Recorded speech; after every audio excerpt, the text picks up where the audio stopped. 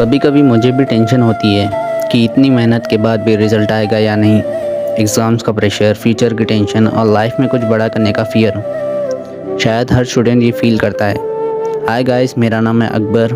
Welcome to day 6 of 10 days exam series. आज सुबह alarm बजा तो ऑनेस्टली मुझे उठने का मन नहीं था। बॉडी टायर्ड थी, माइंड भी थोड़ा स्ट्रेस था। लेकिन फिर सोचा, अगर गोल्स बड़े रखने हैं तो एक्सक्यूज़ को छोटे रखने पड़ेंगे। फजर की नमाज़ पढ़ के निकल गया पार्क के लिए। थोड़ी वॉकिंग की, रनिंग की, ताकि माइंड फ्रेश हो जाए और वापस फोकस आए। उसके बाद घर आया, फ्रेश हुआ, दूध पिया और सीधा पढ़ाई करना शुरू कर दिया। अब मोटिवेशन से ज़्यादा डिसिप्लिन इम्पॉर्टेंट लगता है, क्योंकि हर दिन परफेक्ट नहीं होता, लेकिन हर दिन एफ़र्ट देना ज़रूरी होता है। और एक बात याद रखना, स्लो प्रोग्रेस भी प्रोग्रेस होती है। आई होप आपको डे 6 का व्लॉग पसंद आया होगा। इंशाल्लाह मिलते हैं डे 7 में। तब तक के लिए अपने भाई को फॉलो सब्सक्राइब करना मत भूलना।